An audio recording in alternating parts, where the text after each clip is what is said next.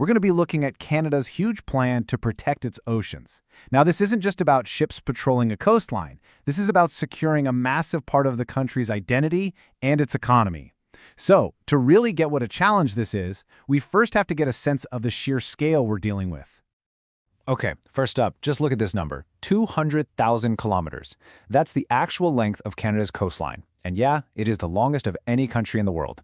To put that into perspective, you could circle the entire Earth 5 times. That's what we're talking about. And, this massive coastline isn't just on one single body of water. Nope, it borders 3 completely different oceans. The Atlantic, with its busy shipping lanes, the Pacific, with its gateways to global trade, and the Arctic, which is becoming more and more strategic every year.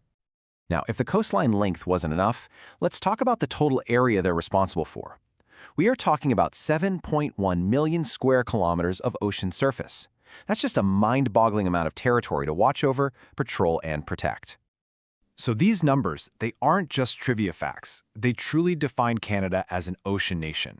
The ocean is absolutely critical to its economy, its security, and really its future. So you can see why the stakes for protecting this domain are just incredibly high.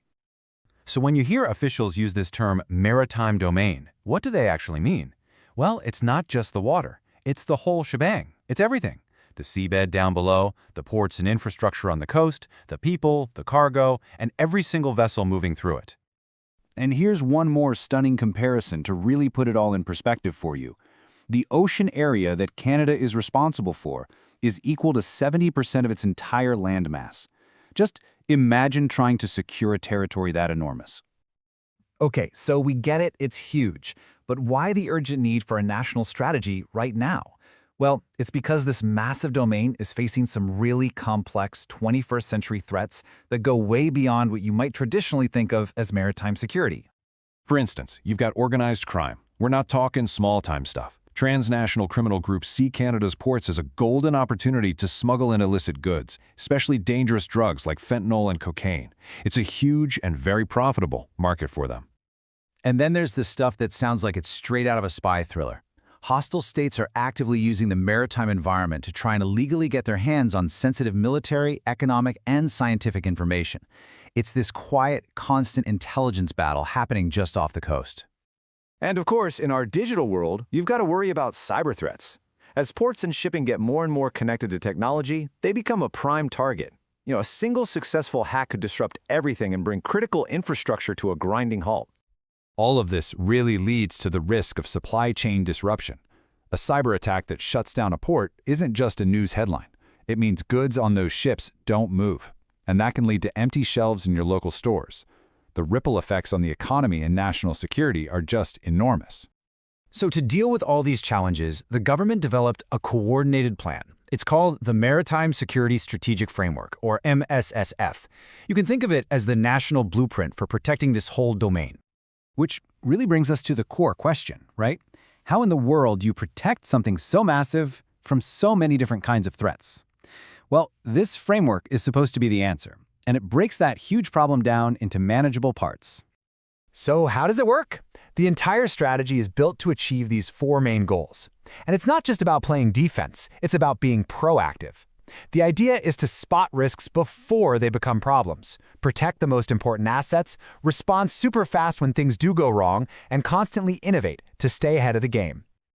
So how do they get to those goals? Well, the whole framework is built on these 5 pillars of action. You can think of these as the day-to-day playbook for all the agencies involved, everything from gathering intelligence to being ready to respond to an incident at a moment's notice. And this is the secret sauce. These 3 words, coordination, collaboration, and integration, are the principles that make sure all the different government partners can work together as one single effective team instead of tripping over each other. And that teamwork is absolutely essential. Because let's be real, no single department or agency could possibly handle maritime security by itself. It's just too big. It really requires a coordinated, whole-of-government effort. At the top, there's a clear leadership structure. Public Safety Canada is sort of the overall captain for national security, while Transport Canada takes the lead on coordinating the specifics of maritime security policy, making sure everybody is on the same page. Now, this is really interesting because it shows how different agencies have complementary roles. So you have the Royal Canadian Navy, which is focused on defending sovereignty out at sea. Then you have the RCMP handling law enforcement and criminal investigations in and between the ports. Each has its own vital mission, but they work together. And the team is even bigger than that. It involves a huge range of partners. You've got the Canadian Coast Guard handling search and rescue, the Border Services Agency screening cargo, even the National Intelligence Service, CSIS, tracking threats. It just shows the incredible amount of expertise it takes to make this all work. Okay, so we've gone through all this high-level policy, but why should any of this matter to you in your daily life? Well, the connection is actually pretty direct. It matters because of this number. The maritime sector brings in over $20 billion in economic activity every single year, and it supports more than 250,000 jobs. So this security framework, it's protecting that massive economic engine.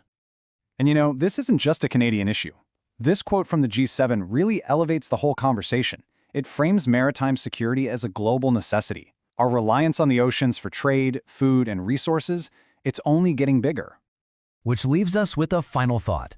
In our deeply interconnected world, where pretty much everything depends on global supply chains across the sea, could protecting the ocean actually be the ultimate security challenge of our time?